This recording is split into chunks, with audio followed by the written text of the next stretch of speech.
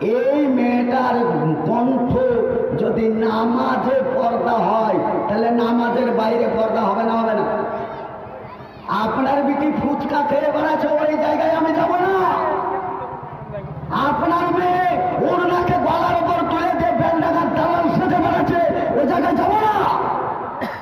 চরিত্রের জায়গায় যাব।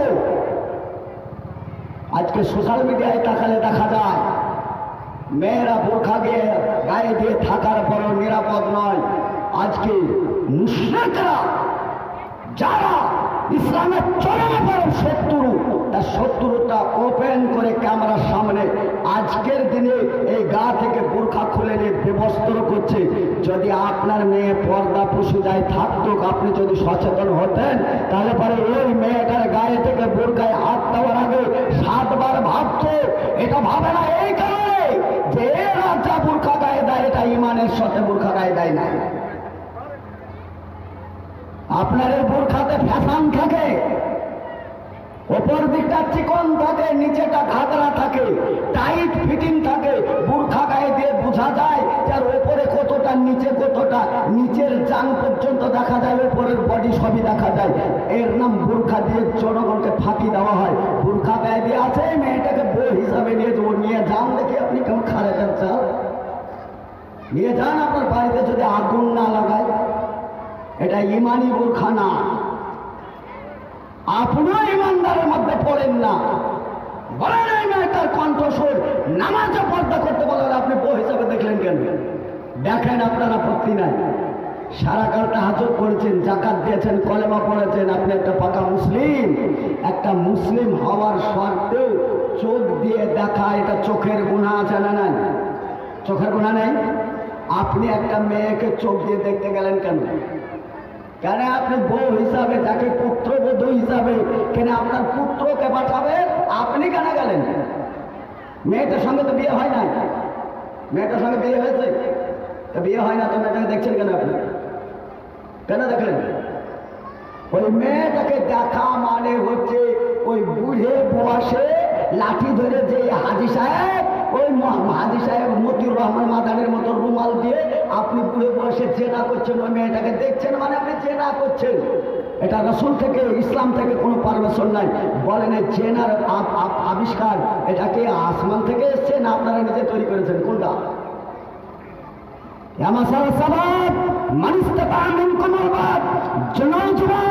তুমি বিবাহ করো, তোমার মুখে যখন পুরোপুরি গোপ উঠেছে তার মানে তোমার জৈবন এসেছে, তুমি বউ দেখতে যাও। যে মেয়েটাকে দেখবে তোমার জন্য পারমিশন আছে, তোমার জন্য পারমিশন দিয়েছেন স্বয়ং আসমান থেকে। ওই ছেলেটা দেখতে পাবে এই কারণে ছেলেটার দেখা মেয়েটাকে অধিকার আছে, আর মেয়েটার ছেলেটাকে দেখার অধিকার আছে। এই অধিকার পৃথিবীর কোনো মানুষ দেন নাই, দিয়েছেন আল্লাহ। ওই মেয়েটাকে বিবাহ করার আগে আপনি শ্বশুর হয়েছে, আপনার বেটা এই মেয়েটাকে বিয়ে করে নি, আপনি শ্বশুর। আপনি দেখছেন কেন? চেয়ারে বসে এত পাপ করছেন কেন? কেন আপনি কোরআন শুনলেন?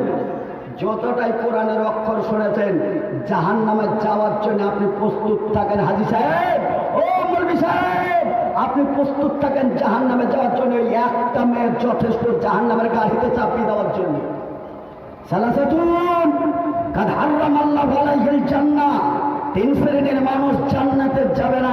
1 শ্রেণীর মানুষ হচ্ছে ওই বেপর্দা নারী, আর ওকে যারা দেখে মাইলাতুন মামিলাতুন, ওরা 2 জনের মনের খোরাক মনোরঞ্জন পূরণ করে। লা ইয়াদখুলুনাল জান্নাহ, এরা জান্নাতে যাবে না, যাবে না, জান্নাতের খুশবু পাবে না। আরে ও তো পাবে না, পাবে না, ওর বাপ পাবে না, 14 গোষ্ঠী জান্নাত যাবে। আর ওই মেয়েদের পেট থেকে ছেলেরা হয়, ছেলে হয় মেয়েও হয়। যতগুলো লোক এসছি আমরা আসমান থেকে ধপধপ করে পড়েছি না? কারোর পেট থেকে এসছি? কার পেট থেকে এসছি? মায়ের পেট থেকে আসে নাই? ওই মায়ের পেটটা যত্ন করে যত রাখা হবে, মাল তত ভালো হবে। পেট যত উদাম হবে, মাল তত খাচড়া হবে। সমাজে এখন খাচড়া মাল বেশি না ভালো মাল বেশি? আপনারা বলেন, সমাজে ভালো মানুষ বেশি না খারাপ মানুষ বেশি? খারাপ হওয়ার জন্য কে দায়ী? বলেন, আপনার বিহাইকে আপনি ডাকলেন কেন দেখতে? কারা দেখলেন? ও আপনি বুঝতে পারেন না। চলেন।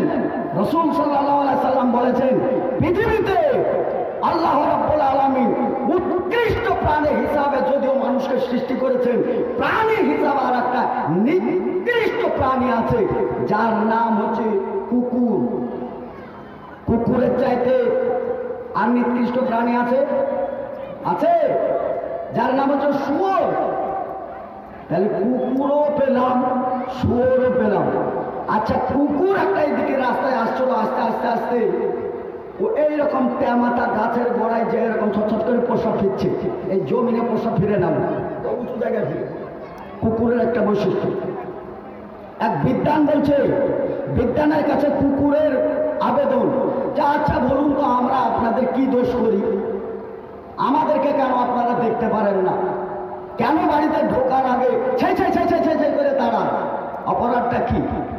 বিদ্বান বলছে অপরাধ কিছু নাই, তিনটে অপরাধ মারাত্মক। তো বলেন তিনটে অপরাধ কি? পারলে পরে শুধরিয়ে নিব। বলে প্রথম নাম্বার হচ্ছে যে তোমরা এই রাস্তা দিয়ে যাও, যেতে যেতে যেতে এই তেমাথা তেমাথা পরিষ্কার জায়গাগুলো যে তোমরা প্রস্রাব করো, ওই তেমাথাতেই তিন মাথা গাছের গোড়া, তারপরে কোন জায়গায় উঁচু হয়েছে ওই জায়গায় প্রস্রাব করো।